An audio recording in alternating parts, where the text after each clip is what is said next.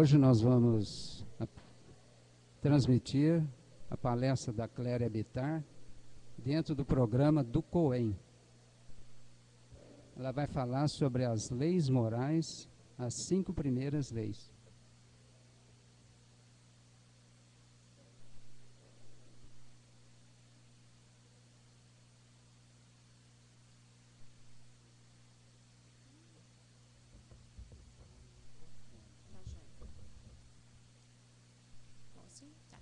Boa tarde.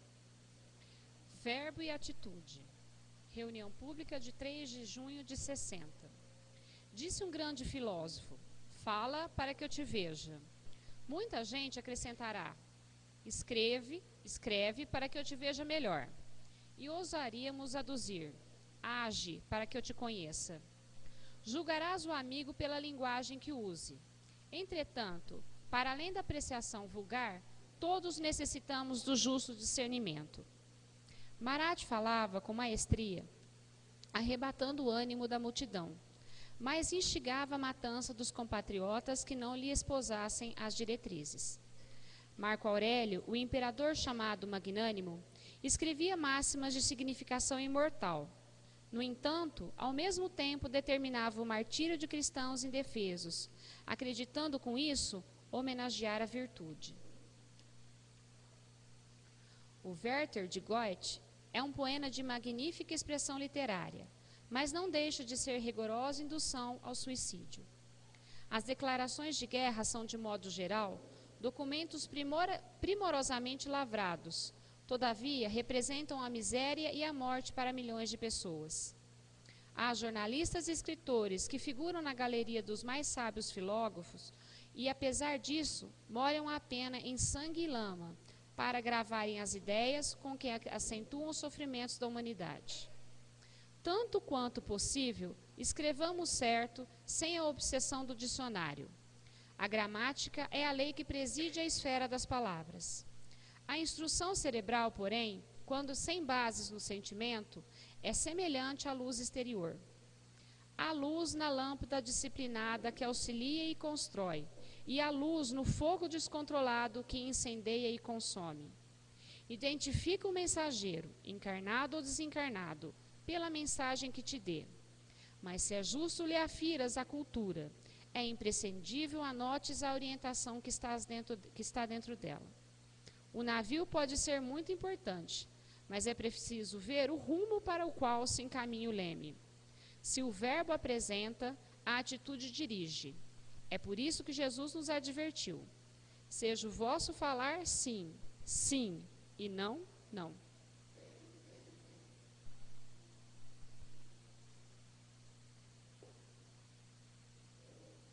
Então nós vamos fazer uma oração, agradecendo a nosso Pai amado, a Jesus. Agradecemos aos nossos irmãos coordenadores desse grupo, que com certeza sempre está ao nosso lado, nos amparando. Vamos agradecer a Jesus por esses ensinamentos, por essa luz de conhecimento que é colocada no nosso caminho, para que possamos cada dia estar melhor. Que Jesus nos ampara, nos ilumine. Pai nosso que estais no céu, santificado seja o vosso nome. Venha a nós o vosso reino, seja feita a vossa vontade, assim na terra como no céu. O pão nosso de cada dia nos dá hoje. Perdoe, Pai, as nossas dívidas, assim como nós perdoamos a quem nos tem ofendido. E não nos deixeis cair em tentações, mas livrar de todo mal, que assim seja. Que a paz de nosso Senhor esteja em nossos corações. Gente, então nós vamos hoje estudar um pouquinho sobre as leis morais. E a Cléria, né? Ela já fez o COEM aqui também com a gente, né, Cléria? E ela é psicóloga e ela foi convidada para trazer o estudo. E depois, se vocês quiserem fazer alguma pergunta, vocês ficam à vontade.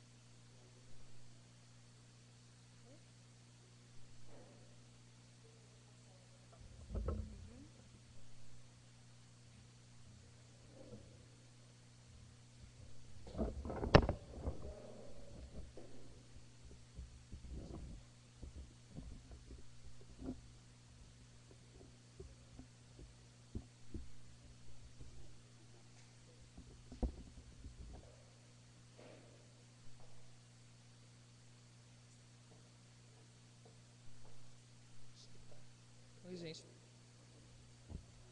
Tá, um pouquinho. Tá bom, tá bom. Boa tarde a todos e a todas. Com alegria que eu estou mais uma vez nessa casa, que é minha casa também, né? Minha segunda casa. Como bem falou a Sueli, eu também fiz o COEM aqui. Hoje eu faço parte da turma de pessoas que vem à Casa Espírita para tentar ser um pouco melhor, né? Para poder aperfeiçoar um pouco o lado moral, né? E tentar servir, né, de uma maneira melhor a Deus, a minha família, a mim mesma, aos meus amigos. E eu tenho muito aprendido dentro dessa doutrina, que tem contribuído muito para a minha formação como pessoa, como profissional. E eu espero poder, numa próxima, né, estar um pouquinho, as asas um pouquinho maiores, que eu acho que esse é o objetivo de todo mundo. Nós estamos estranhando aqui, porque é a primeira vez que nós estamos fazendo isso, né, seu Antônio? De gravar isso, então eu fico um pouco engessada, eu não estou acostumada, como professora, ele está achando graça, que ele não estou no fogo. Como professora, eu estou acostumada a dar minha aula e ficar andando, então, para mim, isso aqui estou meio engessado. Então, eu peço estou um pouco tensa por conta disso. Não estou acostumada com... Até que microfone até que vai, mas com gravação é uma coisa meio totalmente inusitada para mim. E aí eu vou pedir a colaboração da Márcia para que ela possa ir transmitindo a sequência de slides, né, que eu preparei. Na verdade... eu faço um pequeno preâmbulo, que aliás não é pequeno, ele acaba sendo um pouco maior, né?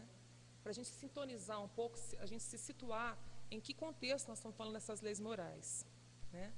E eu acho importante sempre a gente situar, né, o leitor, porque todos nós somos leitores da vida, né? No caso aqui, leitores do Evangelho, leitores do Livro dos Espíritos, né? E em que contexto a gente fala dessas leis morais? Quem está falando? De que lugar? Né?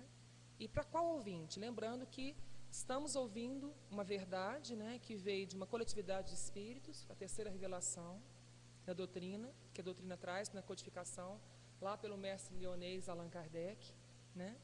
Essas respostas foram dadas por uma coletividade de espíritos benfeitores que vieram respondendo e elucidando uma série de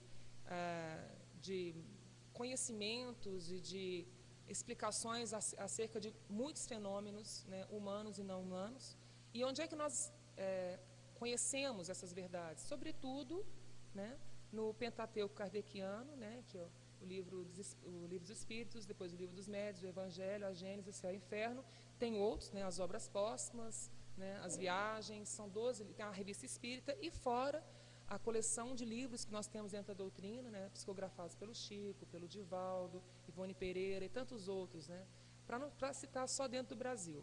Mas nós vamos nos ater hoje a essa questão da lei moral, porque desde que a gente começa a estudar a doutrina, né, e dentro de um estudo sistematizado, como é o COEM, como se propõe o COEM, o tempo todo a gente ouve falar isso, né, reforma íntima, reforma íntima, reforma íntima. E o que é essa reforma íntima, né?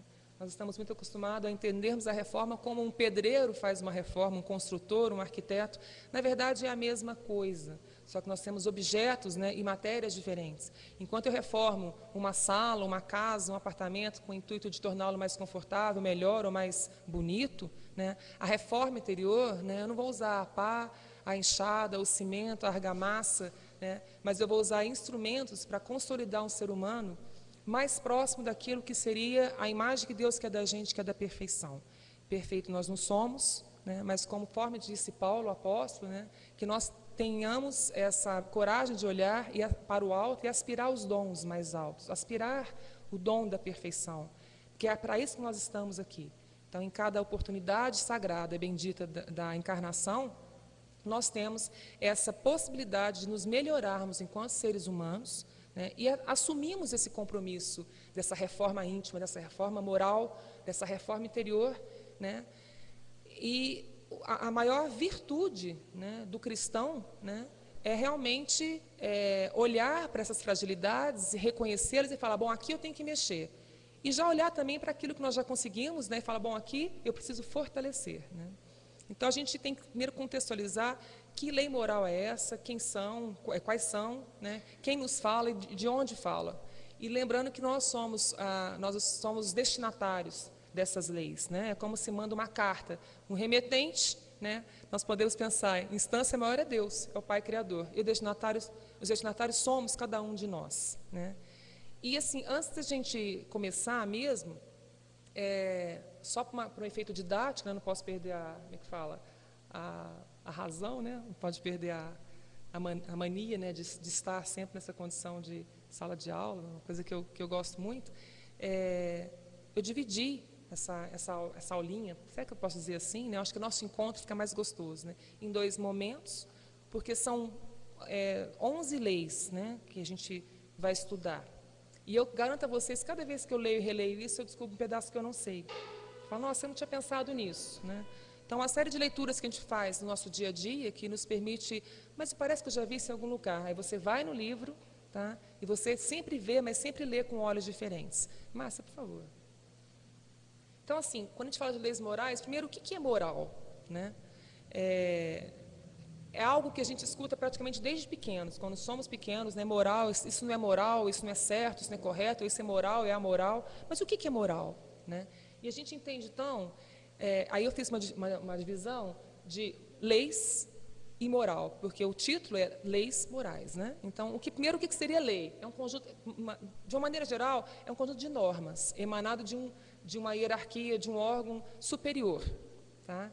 Quer dizer, que regulamentam, que regram a vida, a conduta humana.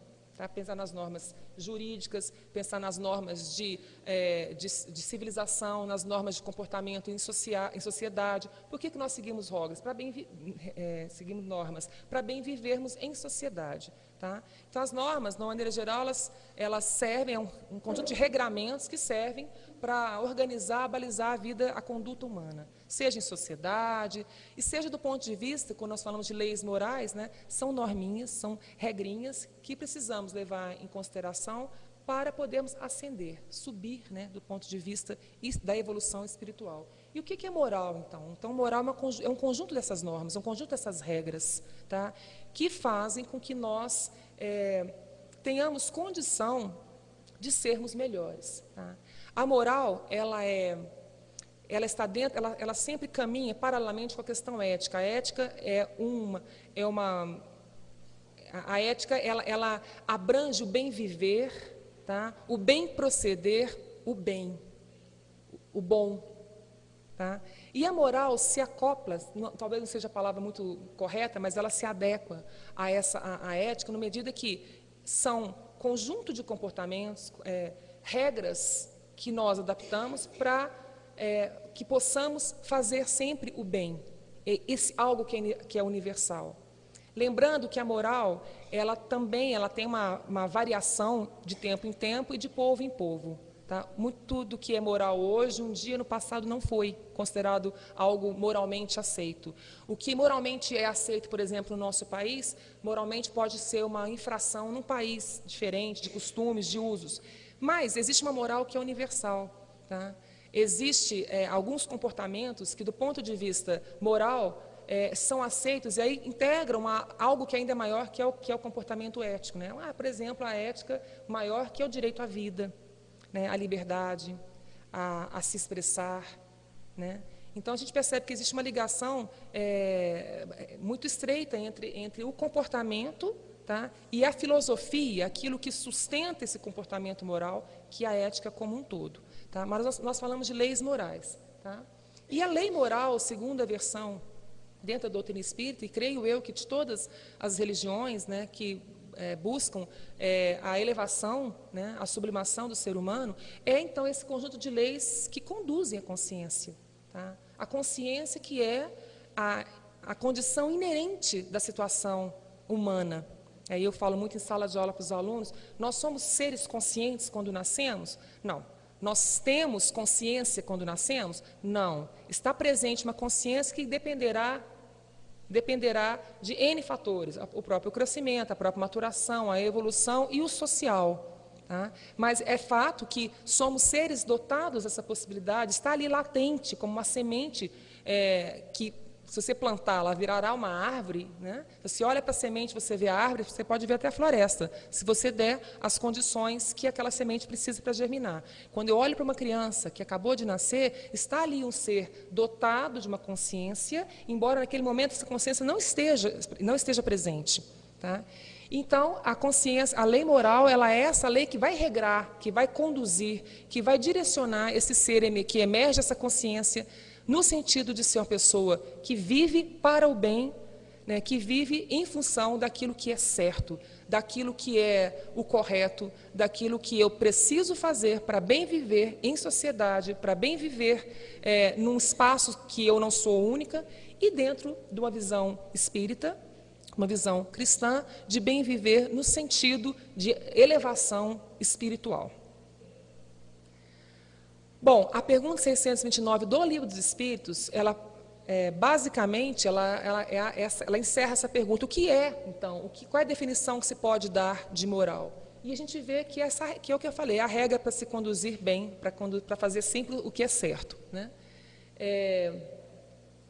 E é por sermos seres de consciência e por sermos dotados de livre-arbítrio que sabemos o que é o certo e o que é o errado. Uma criança pequenininha ainda já, né, dentro das limitações dela, ela já sabe o que é certo e o que é errado. Né? Ela tem toda uma situação familiar, né, que a ampara e que direciona aquilo que deve ser direcionado no sentido de que não fazer isso, porque isso é algo que ofende, né, os costumes daquela casa, daquela tradição, daquela família, e aquilo que deve ser feito. Né? Então, são situações que perpassam a nossa condição, a nossa inerência da nossa condição humana. Né?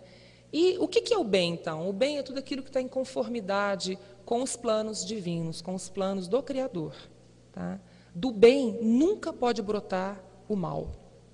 Isso é certo. Do bem nunca brota o mal. Agora, a recíproca não é verdadeira, porque às vezes uma situação má tem uma grande aprendizagem, e nós somos a testemunha disso, nós somos os testemunhos disso. De uma situação muitas vezes malévola, de uma situação às vezes de adversidade, está ali uma possibilidade de aprendizagem com a finalidade de nos tornar melhores. Então, dentro de uma situação que muitas vezes nós, né, com os olhos humanos, assistimos como uma maldade, uma crueldade, uma injustiça, né, sabemos dentro da visão espírita, dentro que a doutrina espírita nos traz, que muito provavelmente existe um porquê para aquela situação ser daquela forma. E nós sabemos que, a gente aprende na casa espírita também, que a semeadura é livre, mas a colheita é obrigatória. Tá? Então, muitas vezes uma situação tida como má, nós temos uma grande oportunidade, um grande remédio, uma aprendizagem para as nossas necessidades. E quanto mais amargo é esse remédio, talvez seja mais merecedor, né, desse remédio, nós que somos eternamente devedores. Agora, do bem sempre brota o bem. Né? Da árvore de bons frutos não vai pousar, não vai descer, não vai cair uma árvore, não vai cair um fruto amargo ou fel. Bom, já vimos então que essa moral, na verdade, o que ela encerra é uma reforma de si mesmo, né? E como que se reforma a si próprio. Né? E eu gosto muito dessa frase que está lá no Evangelho, né? Evangelho segundo o Espiritismo, no capítulo, propriamente no capítulo 7, no item 4. Como é que se conhece um verdadeiro espírita? Se vocês quiserem tirar a palavra espírita e colocar cristão, que dá na mesma coisa, né? Embora alguns irmãos ainda de outras denominações acham que não seria isso, mas eu acho que isso é ponto pacífico, ninguém precisa mais provar isso. Tá? Mas como é que você conhece um verdadeiro espírita? Né? Nós conhecemos o verdadeiro espírita pela sua transformação moral. E mais ainda, né, caminhando junto com essa transformação, pelo esforço que nós fazemos, que nós empregamos em domarmos as nossas más tendências, as nossas más inclinações. Tá? E quem é de nós que pode levantar a mão aqui e falar que já está livre, às vezes, de algumas tentações, né? Às vezes de falar mal, ou coisa que é complicado, né? Um músculo desse tamanhozinho que é a língua faz um estrago do cão, imagina se fossem duas.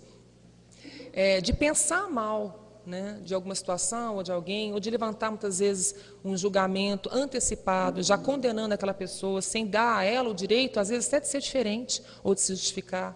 Ou a inveja, né? Que a inveja realmente para mim, um dos piores dos sentimentos, porque mostra o quão materializado, o quão apequenados nos fazemos, né? E uma série de outras enfermidades, vícios morais, tá? Porque muitos pensam, eu não roubo, não mato, nunca roubei, nunca matei, nunca fiz grandes estragos, né, para uma outra pessoa ou numa sociedade. Você não faz mais que obrigação, né? Mas quando nós falamos de vícios, né, é o oposto de virtude. Você pode nunca ter roubado, matado ou ter cometido algum crime muito grave, mas esses pequenos vícios morais é que nos comprimem a estar nesse planeta, que é um planeta pesado, denso, né, que está passando aí por uma reforma coletiva muito grande, que ainda é muito pesado estar num planeta como esse, que ainda é mais abundante, né, a dor, o sofrimento, do que a felicidade, do que o bem, né? Então, eu posso não mudar uma sociedade, mas eu posso mudar minha maneira de olhar para a sociedade, né? Aprender a ser mais comedido nas minhas atitudes e também aprender, que é uma aprendizagem constante, a ser mais ousado no sentido de aquilo que a leitura de hoje nos trouxe, que o Cristo fala, é sim e é não, está no Evangelho. O morno, eu vomito. Eu tenho tentado levar isso como lema na minha vida de um tempo para cá, e como é difícil isso, porque a gente tende a fazer sempre aquele jogo do jogo de cintura, mas tem coisas que é sim ou não. O morno a gente joga fora. O morno, o tíbio, aquilo que não tem forma, aquilo que mais confunde do que explica. Tá? E o nosso grande exercício moral é nos posicionarmos no sim ou no não, respeitando que o outro tem direito de ser sim ou de ser não. Mas é preciso, muitas vezes, nos posicionarmos. O morno, aquela coisa sem forma, aquela situação indecisa, a gente precisa vomitar. Não sou eu que falo isso. É um mestre, que é o governador, né, do nosso planeta, dessa galáxia toda, que veio falar isso há 2000 anos e que ainda nós não entendemos o que ele disse. O morno é para vomitar. Seja sim, seja não, mas seja. E a reforma começa por aí. É de enxergar o que eu já consegui conquistar como sim na minha vida, o que eu preciso conquistar como não, porque o não também é uma conquista, e aquela coisa em cima do muro, aquela coisa, né, esquisita, pegajosa, tá? Tem que vomitar isso. Porque quando nós somos chamados, nós, né, trabalhadores da última hora, quando somos chamados, não dá mais para falar, eu não sei, não quero olhar para isso. Outro dia eu escutei, ser espírita é muito difícil. Eu perguntei, por quê? Né? Porque tem que dar conta de uma série de lições morais que muitas vezes a gente não está preparado. Eu achei muito interessante a visão desse irmão. Ele tem razão. Tem razão. Porque o tempo todo a gente é chamado a dar um testemunho contrário. A dar o testemunho que o mundo quer ouvir. Tá? Não é à toa quando Cristo fala do príncipe do mundo, ele está se referindo à maldade, ele está se referindo a situações adversas que muitas vezes nos promovem enquanto seres humanos, mas nos rebaixam enquanto os filhos de Deus. Porque nós escolhemos mesmo o caminho mais fácil, um atalho. Tá?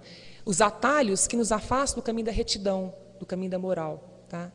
Então é difícil nesse sentido, mas é preciso olhar para isso. E se estamos dentro de um caminho evolutivo, diante de uma situação de progressão, tá? Olhar para isso, reconhecer que eu preciso mudar e virar as costas, o que nós estamos fazendo? A gente está só retardando alguma coisa que virá de qualquer forma e vai estar sempre batendo na nossa porta. Eu tenho livre-arbítrio para não bem proceder. Não quero. Vou virar as costas para tudo isso que eu estou aprendendo. Sei que eu estou errada, mas vou virar as costas. Não tem problema. Você vai voltar de onde você parou. Quem é que quer ficar adiando isso, esse compromisso? Não, eu falei que eu quero ter asas maiores e voar para um lugar melhor. Tá? Porque essa é a nossa condição. Se virarmos as costas para aquilo que nós reconhecemos que hoje são as nossas tentações e fragilidades, tá? Deus não nos obriga a nada, Deus não violenta nossas consciências, está ali. A lei é uma só, é amor, no fundo é amor. Se a gente desvia disso, tem que voltar, tem que refazer o percurso da onde paramos, porque o Espírito não regride, mas ele estaciona. Então a gente quer isso, no fundo, nós não queremos. Nós, conscientemente, nós não queremos, a gente quer progredir sempre. Quem é que não quer um estímulo? Quem é que não quer ser amado, reconhecido, quer ser lindo, maravilhoso? Tá? E aos olhos de Deus, é isso que importa. Né? Então, essa reforma, essa parte moral, é essa tentativa de retificação que a todos os dias das nossas vidas nós temos que fazer. É retificar, é serzir, é costurar as nossas partes descoladas, né, unir as coisas boas e afastar de nós, do nosso caminho, essas pedras de tropeço, e não permitir que sejamos a pedra de tropeço no caminho do irmão, o que é muito complicado, muito complicado. Bom, a doutrina espírita, então, ela é uma doutrina, a gente fala sempre da terceira revelação, né? A primeira veio através, né, do decálogo, né, de Moisés, né, 2.000 anos antes do Cristo, 4.000 anos, então, aproximadamente. Ele recebe a primeira revelação, 2.000 anos, alguma coisa. Depois vem o Cristo, né? O primeiro veio trazendo a lei, o segundo veio trazendo a palavra de amor, né, que a gente ainda não compreende. Esse amor cristão a gente não compreende. Né? E depois de 2.000 anos, não veio essa terceira revelação, o Consolador prometido, o Paráclito, conforme nos falou Cristo, né? Eu vos enviarei o Paráclito, aquele que advoga em sua defesa. Como o Pai me enviou para dar o testemunho das coisas que eu vi, eu vos enviarei o Paráclito, eu vos enviarei o Consolador, tá? Para dar testemunho das coisas que eu sei, que eu vi, e para estar convosco até o final dos tempos. Eu fico toda arrepiada quando falo isso. Porque é muito bonito isso. E esse Consolador veio não na forma de uma revelação recebida por um único homem, mas por uma pleiade, por uma constelação, né? Vou usar uma analogia com as estrelas, né? De espíritos benfeitores que no mesmo momento histórico, começaram a divulgar, né, essa doutrina que o mestre lyonês, mestre Allan Kardec, né, professor Hippolyte Léon Rivail Denisard, né, que depois adota o pseudônimo de Allan Kardec, tinha sido um nome dele de uma encarnação, algumas encarnações anteriores. Ele codifica, ele faz o papel de um escriba, de alguém que escuta a verdade e vai relatando. É como se fosse um viajante que relata num diário de bordo, né, tudo aquilo que ele vê quando ele chega no país estrangeiro, quando ele chega em determinada viagem, quando o navio atraca em determinado porto. Ele vai codificando aquelas informações. E a doutrina espírita, quando é oficialmente, né, lançada, vamos dizer assim, não é um nome muito correto, mas em 1857, que é o primeiro livro, que é o Livro dos Espíritos, né, 153 anos, 154 anos, não sou muito boa de conta, ela veio trazer exatamente isso, a comunicação de um grupo, né, de espíritos superiores, obviamente, que vieram com qual finalidade? Cumprir aquilo que o Cristo 2.000 anos antes prometera, que era: eu vou lhes enviar o Paráclito, eu vou lhes enviar o Consolador, para que dê testemunho daquilo que hoje, na época dele, as pessoas não tinham condição de entender. E 2.000 anos depois ainda estamos engatinhando. Já evoluímos um pouquinho, mas ainda estamos engatinhando. E esse grupo, né, de espíritos superiores trazendo essa verdade, vem então cumprir aquilo que foi a promessa do Cristo, né, que é trazer essa verdade, que é trazer essa lição que orienta, que transforma e que consola. Não é à toa que se dá esse nome de Consolador.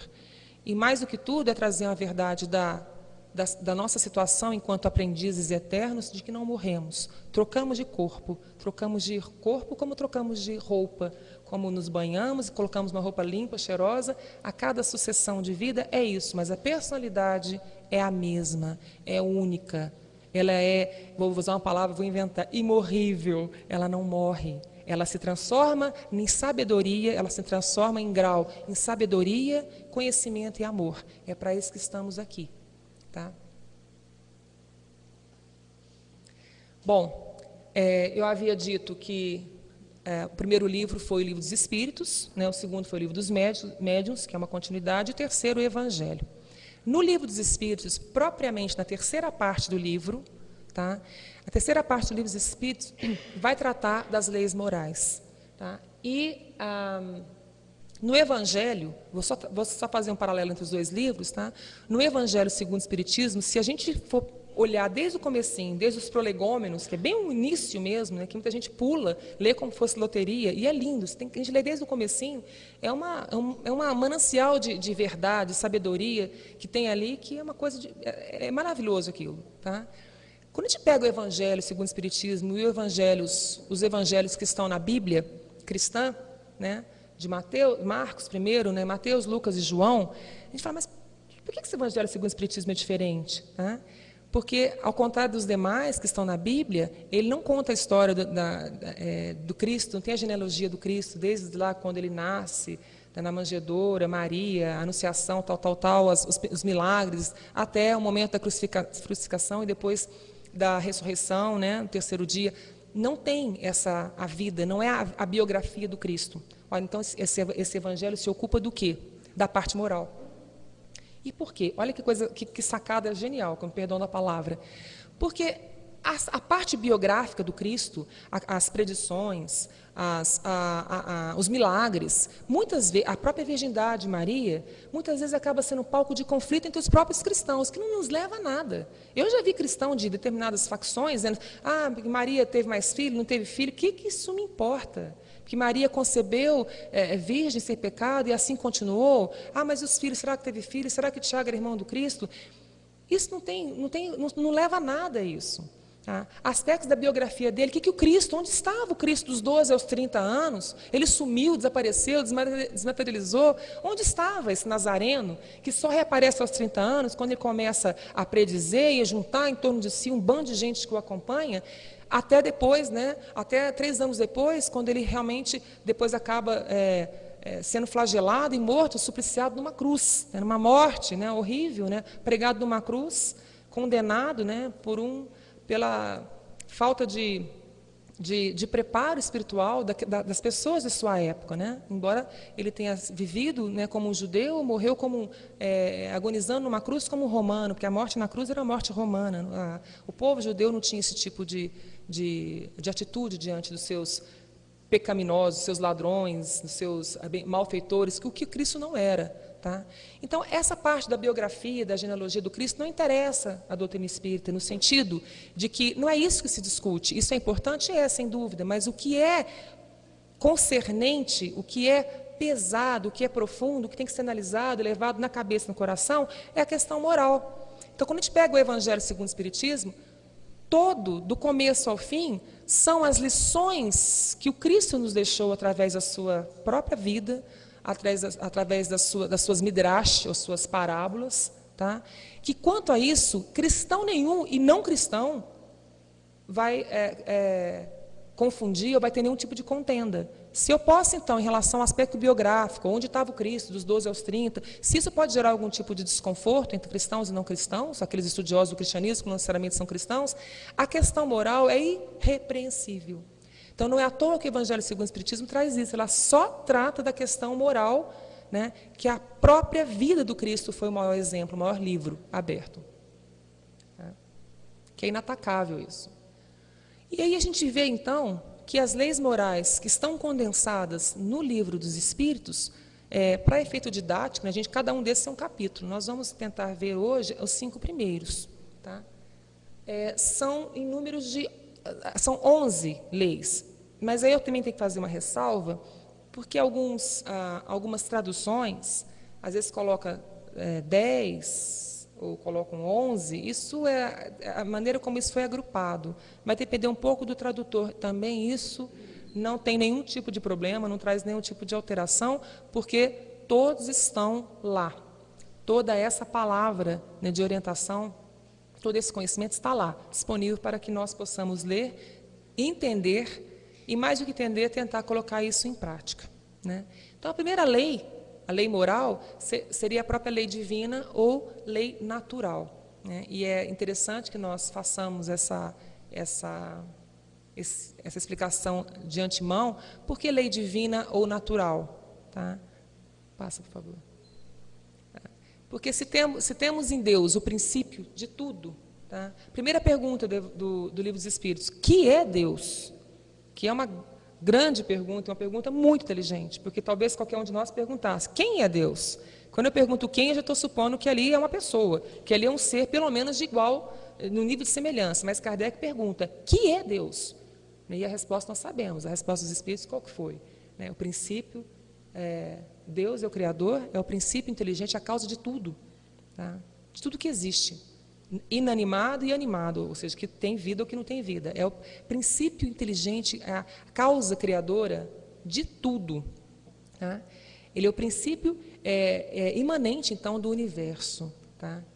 E ele está presente em tudo. Tudo que nós concebemos ou que ainda não concebemos na nossa pequena consciência, tudo que já é por conta do Criador. Tá? Eu gosto muito dessa frase, quando fala que a natureza está prenhe de Deus, porque não existe nada, absolutamente nada, que não seja obra de suas mãos. Quando a gente fala mãos, a gente está já trazendo uma qualidade humana, né? Talvez Deus não tenha mãos como as nossas, né? Mas a gente fica mais fácil para nós imaginarmos assim. Tá? E aí, por que fala que a primeira lei é a lei divina ou natural? Aí então a pergunta, eu salto assim para ficar um pouco mais didático. Né? A lei de Deus é eterna? E a resposta do Espírito sim, ela é eterna como o próprio Deus. Porque se ela se modificasse, seria como a lei dos homens. Hoje eu tenho uma lei que amanhã ela pode não vigorar mais, ela pode ser revogada, ela pode ser derrogada parcialmente, ela pode perder a validade dela, pode perder a eficácia dela, porque são leis frutos de uma consciência que é limitada. Mas nós não podemos colocar Deus à nossa imagem e semelhança. Então, tudo que vem do Criador é imutável. Portanto, a lei divina natural, a gente pode falar ou uma ou outra, porque tudo que é natural é divino. E se é divino, portanto, é uma coisa só. Tá? Ela tem esse caráter de imutabilidade, de irrevogabilidade. Não se revogam como as leis que nós criamos para conduzir nossa vida em sociedade. Que hoje vale, amanhã não vale. Hoje vale inteiro, amanhã vale em pedaços. Né? Vale para um país, não vale para outro. Tá?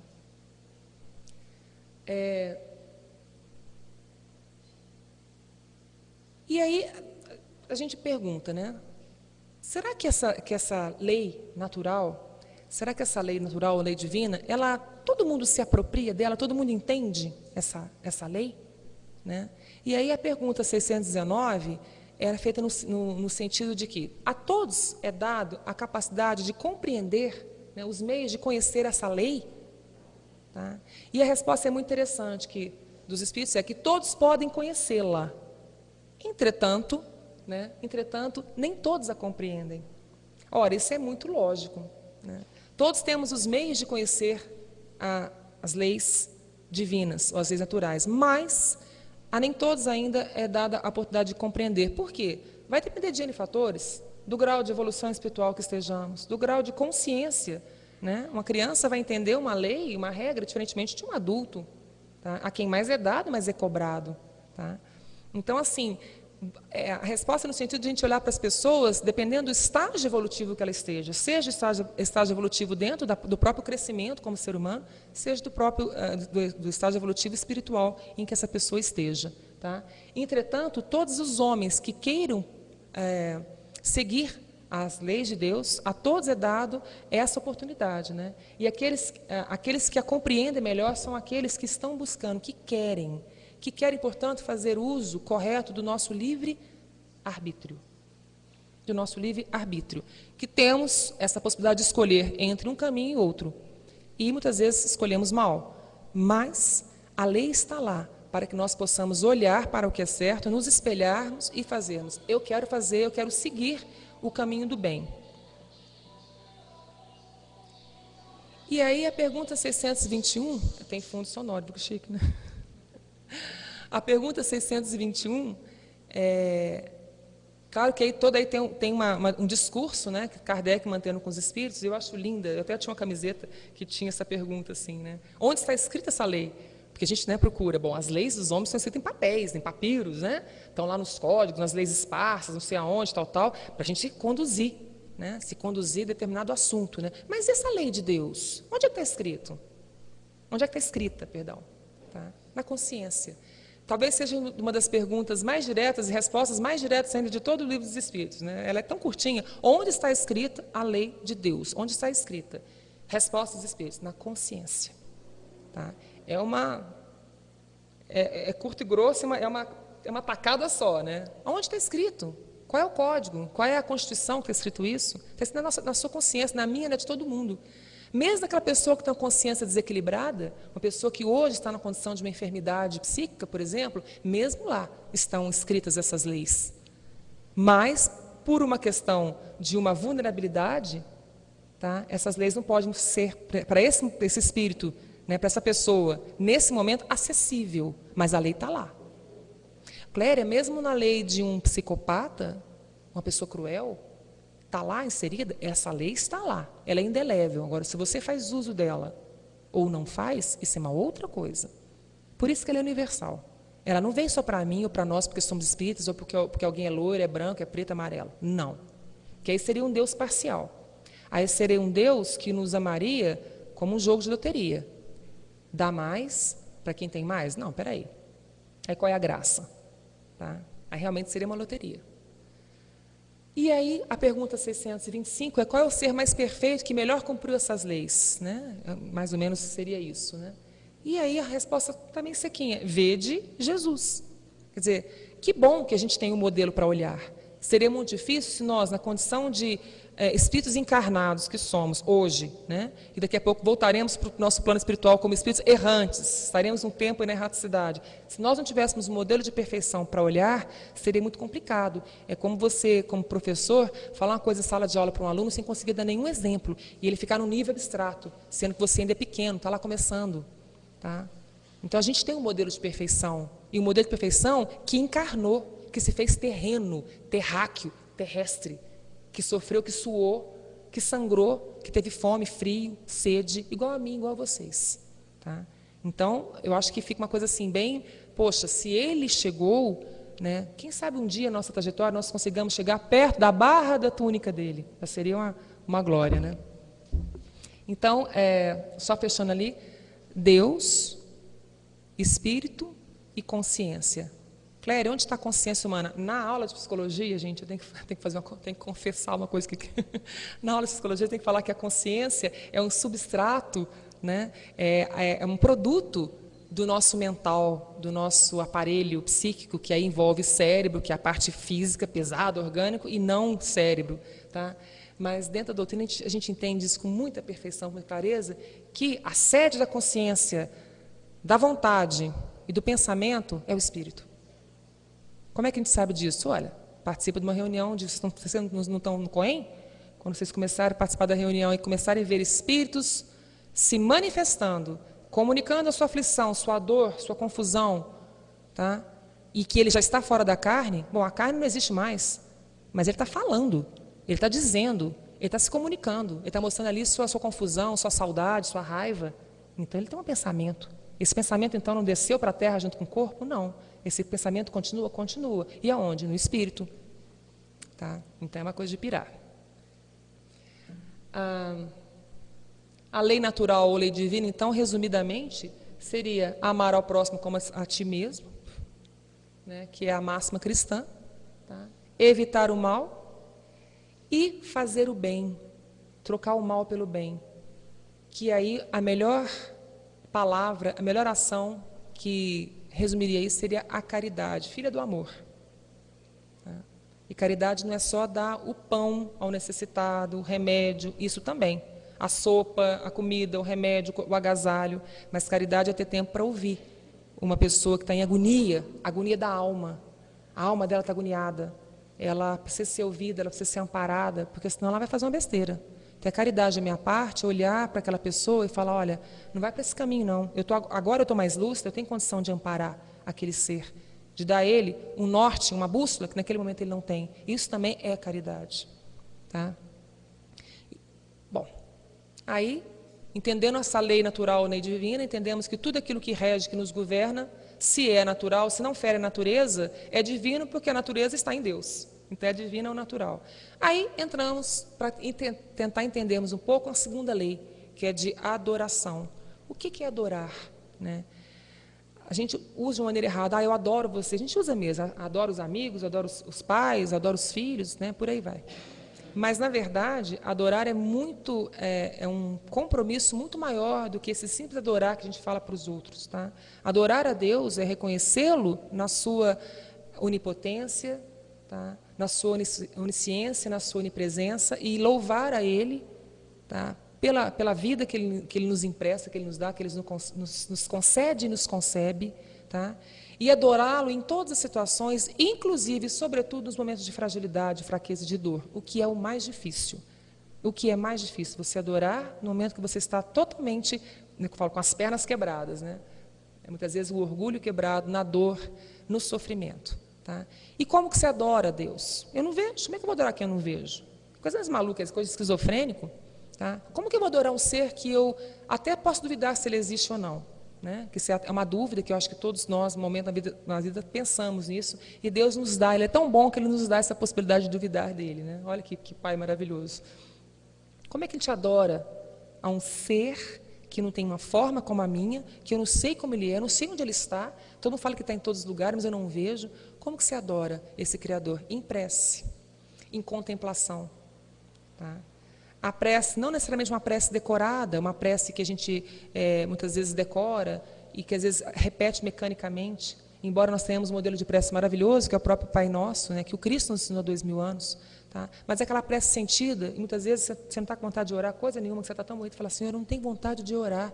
Eu queria tanto, Senhor, queria tanto orar, queria tanto pedir perdão para essa pessoa, pedir perdão ao Senhor, ou dar um jeito na minha vida, mas eu não consigo. Eu estou brigada com o Senhor. Isso é uma prece. Você está sendo de uma honestidade tão grande que Deus vai te amparar no seu sofrimento. Na hora que você talvez esteja mais fragilizado, é que Ele te carrega mesmo no colo. Tá? Como que você adora, então? Por elevação do pensamento. É o conversar com esse ser. Tá? É conceber, então, que existe algo muito maior do que eu, que já me conhece, as minhas tendências, antes mesmo de eu saber quem eu sou. Tá? Isso é adoração. E é muito bacana, quando eu estava lendo isso, lendo outras coisas, né, eu me veio assim muito forte o fato de que todo ser, aquele que nós consideramos primitivos, né, os nossos irmãos não civilizados, né, que não estão morando em casas com luz elétrica, tal, que moram em tribos, que moram em regiões longínquas do nosso país, ou do nosso planeta, mesmo esses seres, né, que são talvez espíritos mais jovens do que a gente, já está há algum tempo rolando aqui nesse planeta, quando eles concebem um Criador, né, é até interessante que pode ser até um povo tido como pagão, ou um povo politeísta que adora vários deuses, mas sempre essa noção do sagrado, de algo maior do que si próprio, sempre esteve presente na história da humanidade. No Livro dos Espíritos fala, nunca existiu um povo todo ateu. Olha que legal, eu nunca tinha pensado nisso. Nunca, nós nunca ouvimos, né, no relato da história da humanidade, um povo todo ateu. Você pode ter pessoas que optam por não acreditar, mas uma coletividade de ateus, né, nunca se ouviu falar nisso. Então, essa questão do sagrado, aquilo que nos liga a algo que é maior, que transcende a nossa consciência, que é pequena, sempre esteve presente de uma maneira inconsciente na condição humana. No nosso irmão tido como primitivo, nós que somos os civilizados, nós que somos do século XXI, ou aquele que viveu não sei quantos mil anos atrás. Sempre, tanto é que quando, nas escavações arqueológicas, né, sempre se encontram vasilhas, instrumentos de sacrifício, de alimentação e alguns de sacrifício como é que fala? Animal, e vasilhas, instrumentos que serviram de rituais de purificação ou de sacrifício ou disso ou daquilo para agradar a um Deus, para o homem fazer uma oferenda. Tá? Isso não esteve tão distante de nós, porque a nossa tradição, né, nós como cristãos, filhos, né, do judaísmo primitivo, os judeus também lá no início ofereciam suas oferendas, né, suas oblações a Deus. E o Cristo fala, não quero esse tipo de sacrifício, o vosso sacrifício que eu quero é do vosso coração. Abolindo, então, a necessidade de ofertar um animal no altar, né, imolar um animal para poder agradar a Deus. O agrado que nós possamos fazer de melhor para Deus é o sacrifício. Que sacrifício? Do coração humano. Bom, e como que se adora, então, esse Deus de coração, e o melhor caminho é através da prece.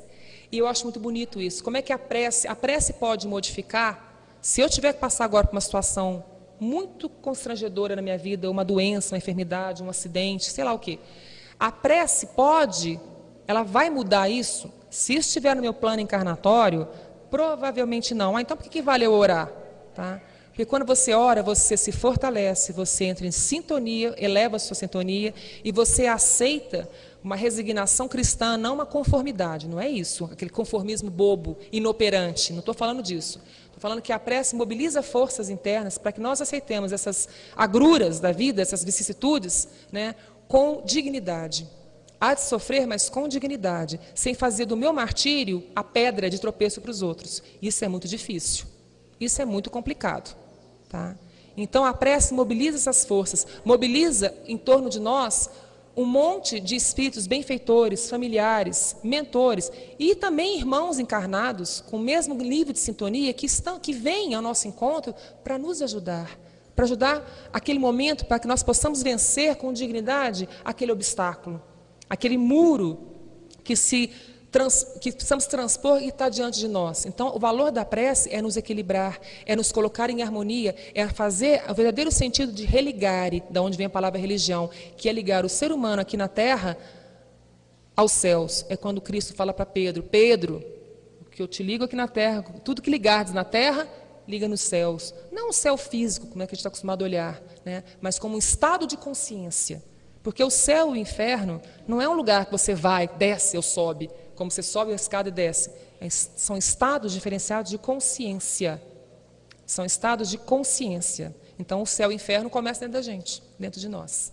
Tá? Pode ir, Márcia. A prece, então, ela modifica o interior dos homens.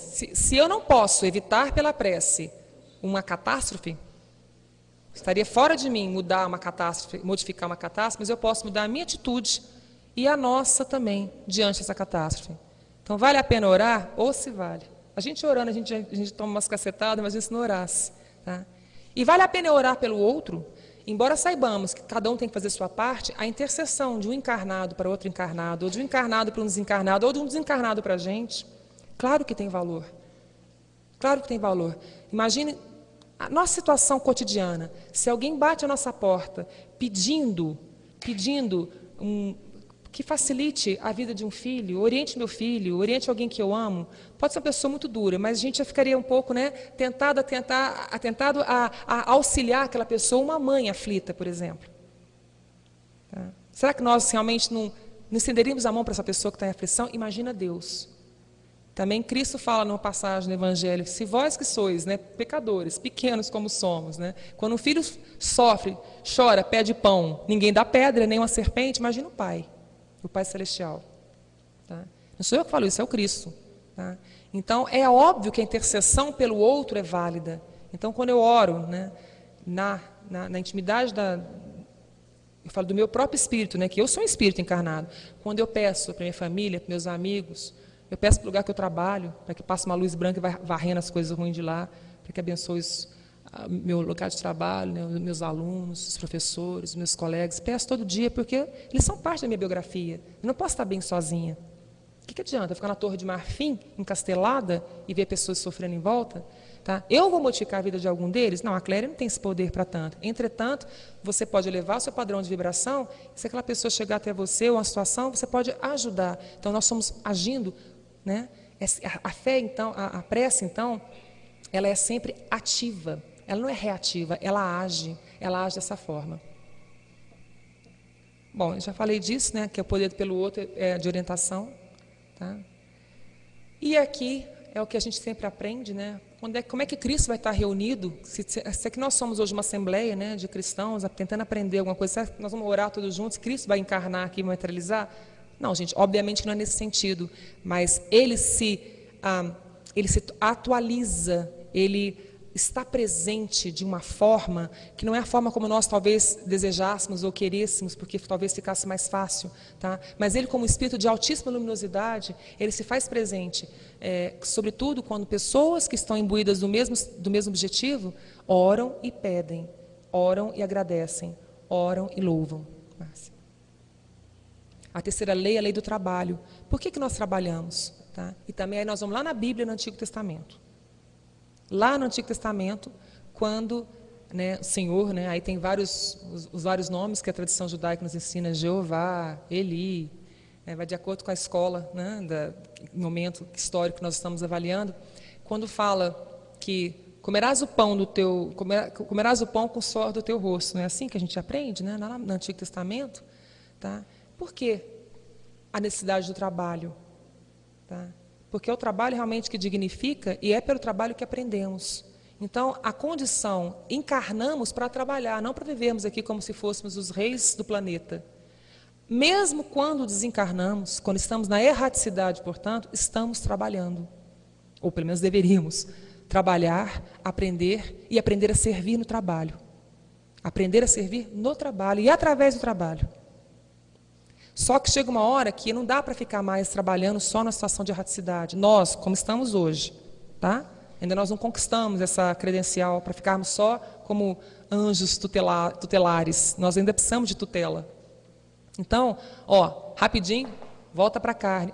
Vou ter que recomeçar, vou esquecer agora. Você vai esquecer, vai cair um véu de esquecimento, mas seu espírito sabe. Você vai voltar, vai encarnar no útero de uma mulher, vai se fazer bebê, criança, vai aprender, vai para a escola, vai cair, andar de bicicleta igualzinho.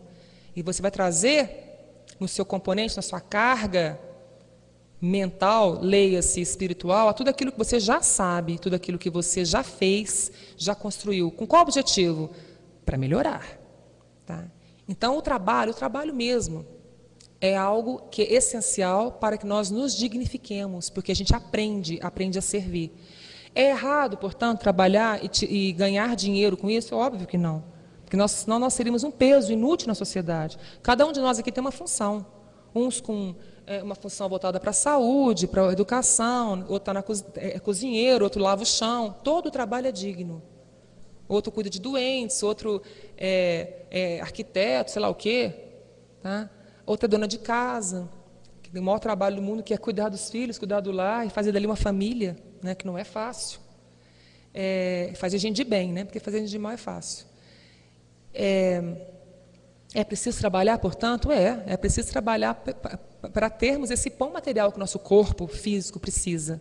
Porque o pão espiritual, Deus já provê, mas provê para quem levanta mais cedo também. Né? Deus provê, mas para também quem faz a sua parte. Né?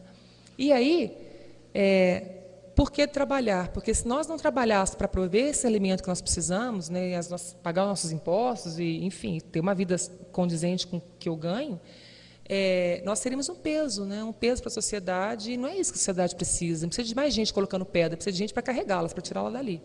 Né? Então, opulência, quer dizer, de riqueza, de inteligência em excesso, dinheiro, facilidade, isso é pecado? Isso é feio? Não, isso deve ser fruto de alguma coisa que você conquistou. Entretanto, tem gente que conquista isso de uma maneira, não é conquista, estou falando de ladruagem, eu estou falando de uma maneira honesta, ou que você herdou, sei lá o quê. Entretanto, a quem mais dado, mais será cobrado.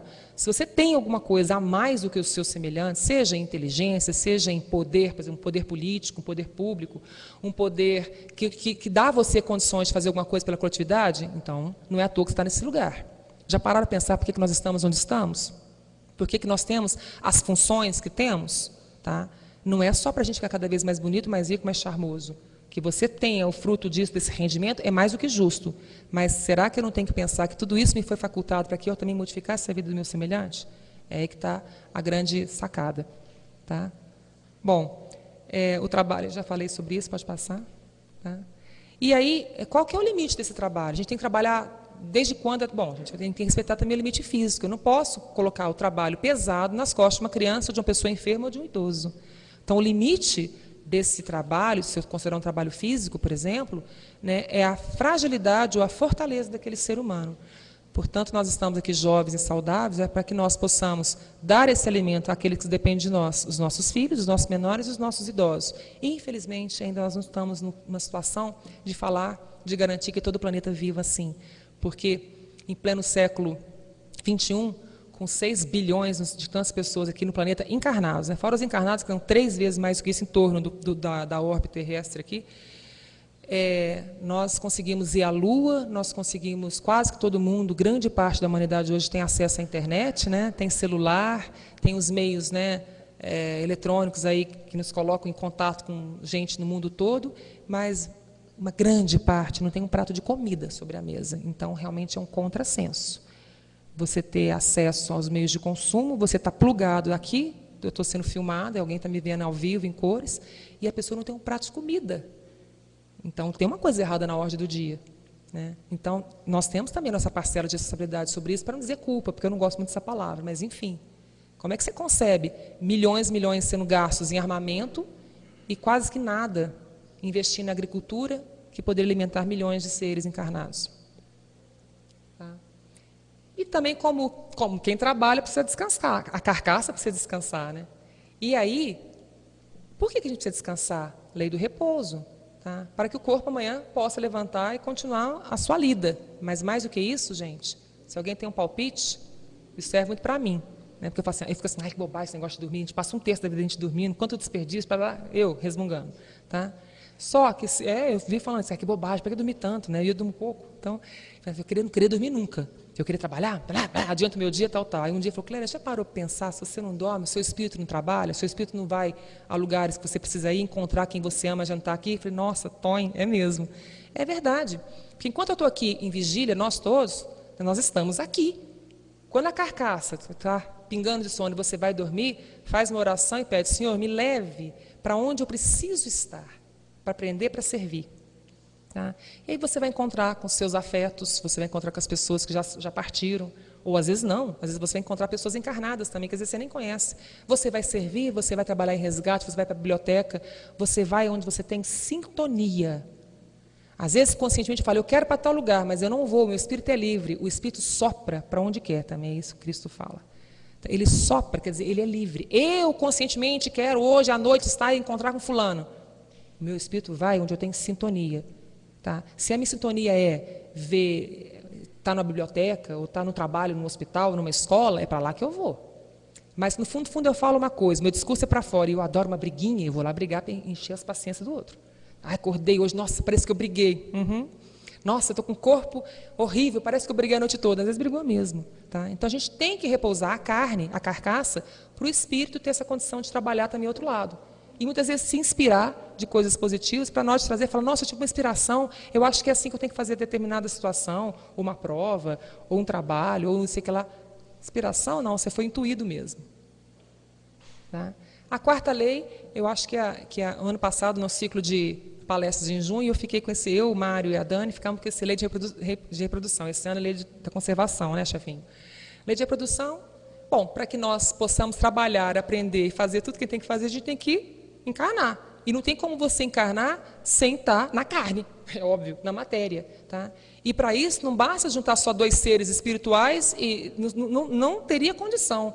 Então eu tenho que me aproximar daquele campo, daquela que será a minha mãe, tá? E ele já começa a falar os conchavos espirituais. Né? Me aproximo daquela matriz, daquele útero. Há todo um processo de regressão mesmo, inclusive do corpo perispirítico, até se tornar pequenininho, aí perdendo aos poucos a consciência, se aproxima daquele corpo, daquela mulher que vai gestar, tá? Para que eu venha para novo ciclo de aprendizagem, novo ciclo terreno, de luta de aprendizagem, mas também de algumas poucas alegrias. Né? E a lei da reprodução, ela nos dá essa possibilidade do trabalho, ela nos dá essa possibilidade, né, através da concepção, de estarmos aqui hoje, ouvindo-nos uns aos outros, aprendendo, errando muitas vezes, mas tentando ser melhor. Tá?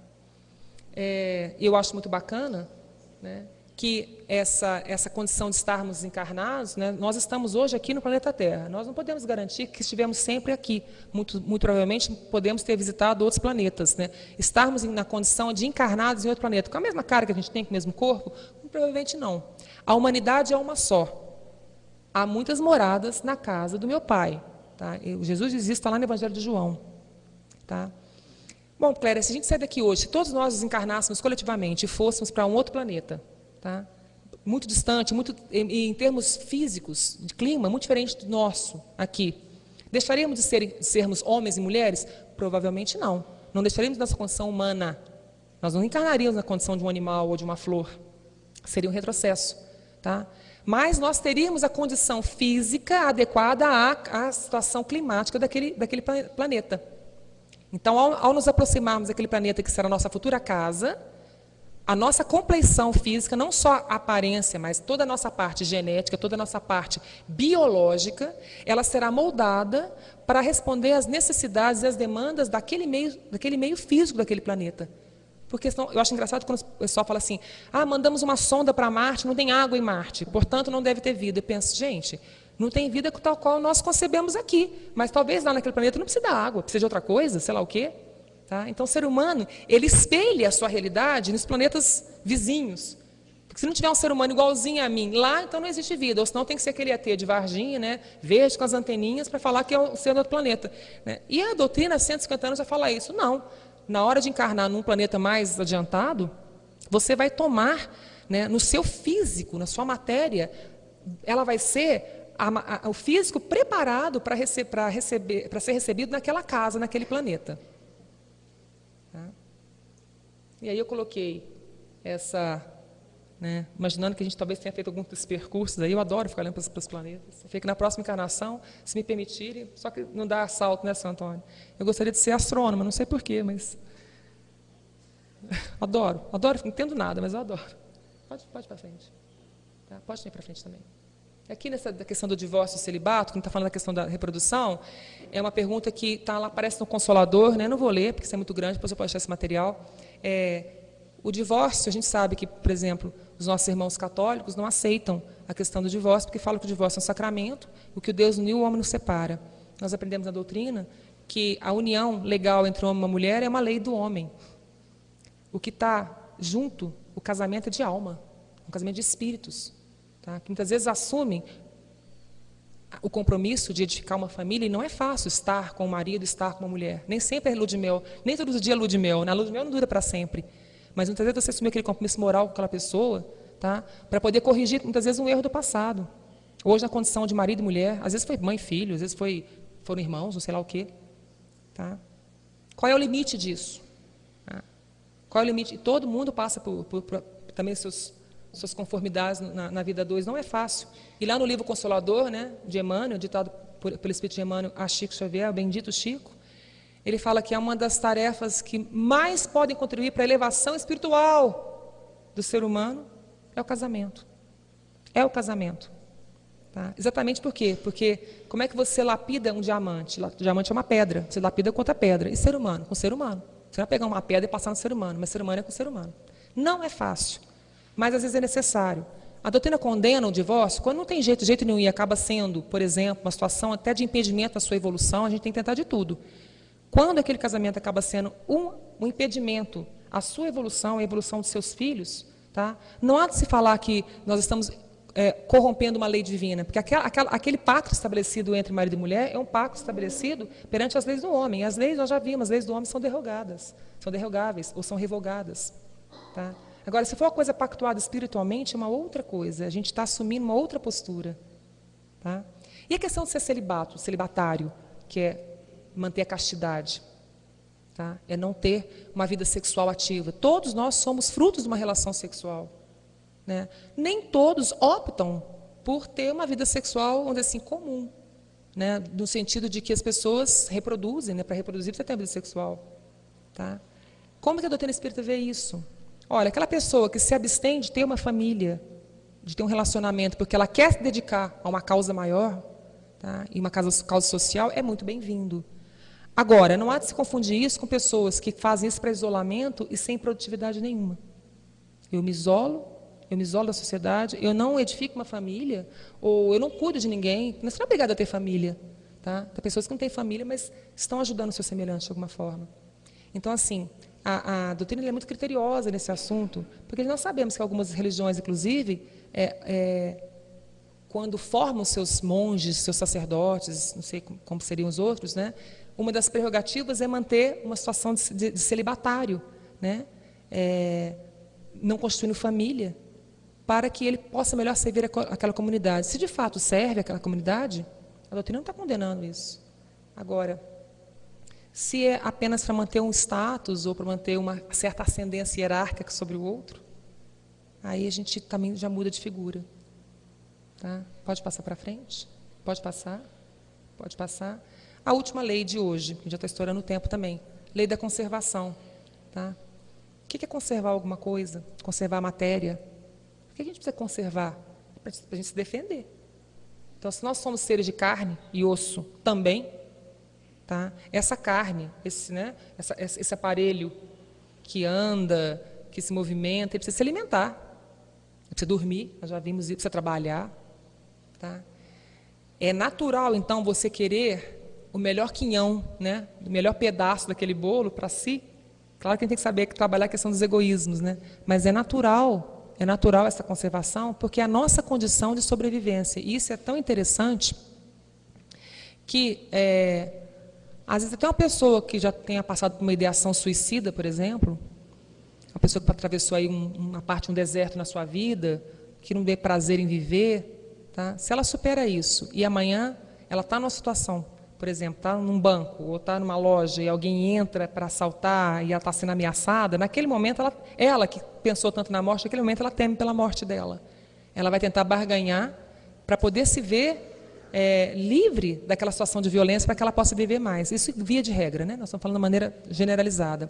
Por quê? De onde que vem essa necessidade do ser humano de se manter conservado, seja alimentando, seja para dormir, seja para lutando pela sua própria vida? Por que a gente, quando está na situação de uma ameaça de morte ou de perigo, tá? Por que a gente luta tanto com todas as armas que temos para nos mantermos vivos, para nos mantermos aqui? Vive reclamando que aqui é ruim, que aqui é violento, que a gente tem que pagar imposto, que ninguém nos ama, ninguém nos quer. Por que diante de uma morte iminente a gente luta? Eu quero estar aqui.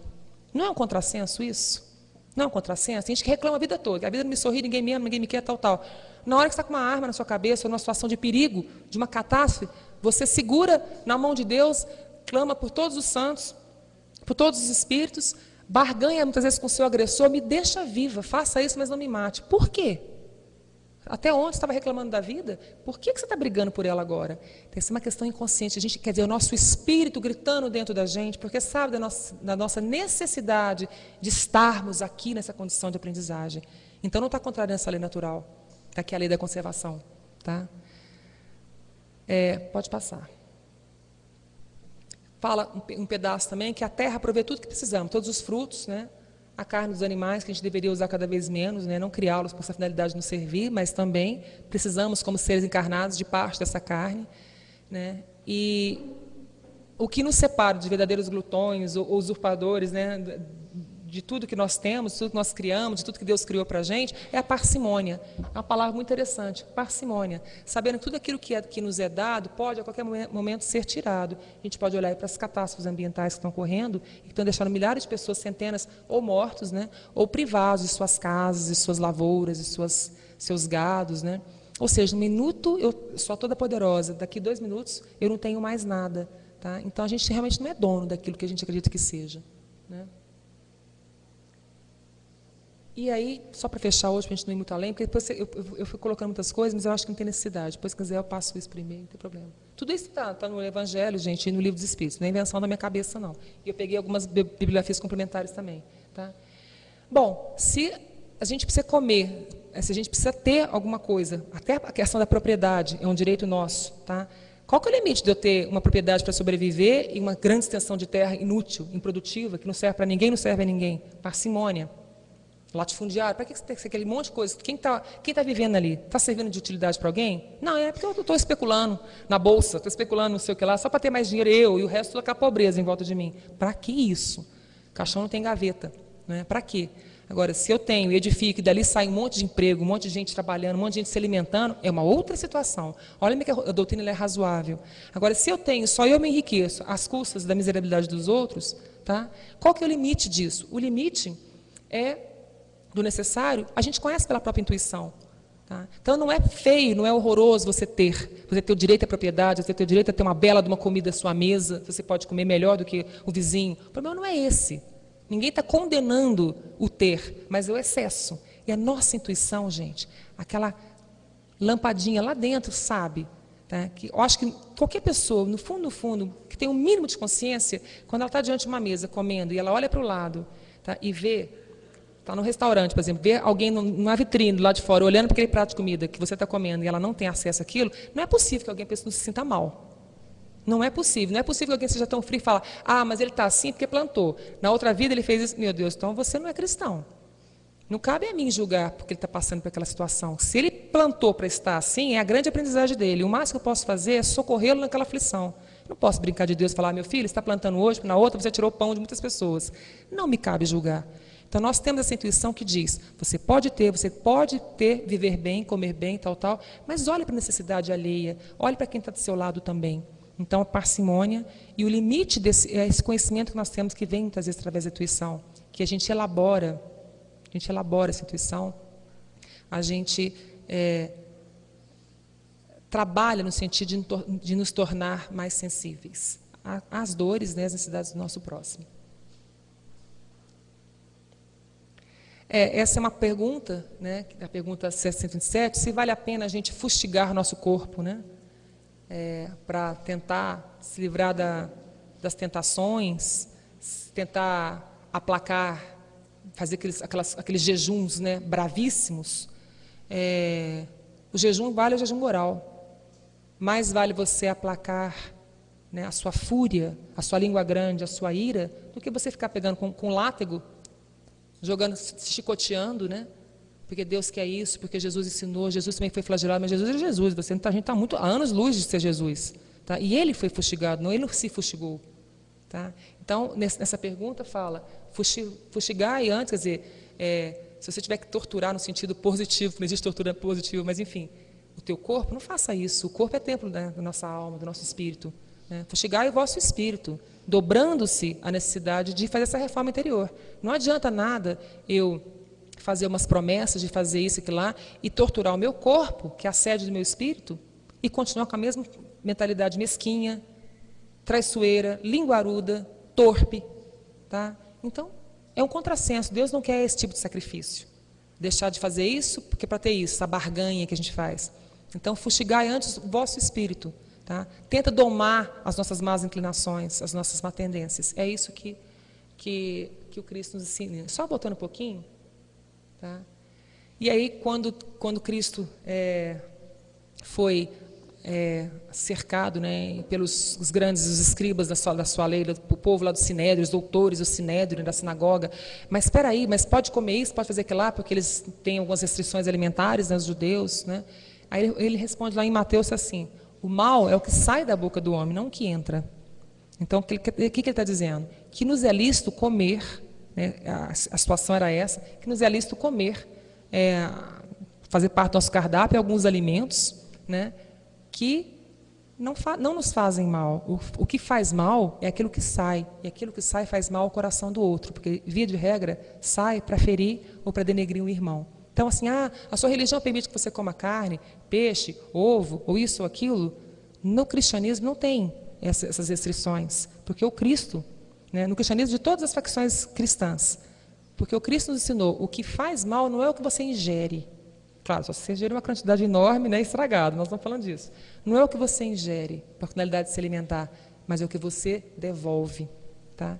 E com essa lei de conservação, lembrando do alimento, lembrando da propriedade, lembrando daquilo que a gente pode ter, com parcimônia, com limite, a gente encerra, então, esse primeiro momento aí, porque é muito grande, né, São Antônio? Ele está que me filma aqui. Eu não sei nem se filmou, que tem uma hora que saiu do ar.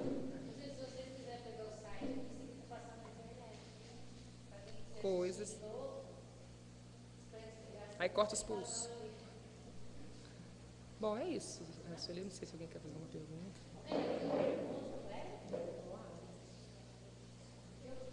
Fala, né?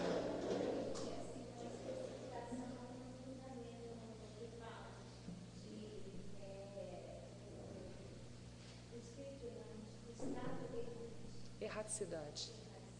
Quando está fora da carne. Aqui.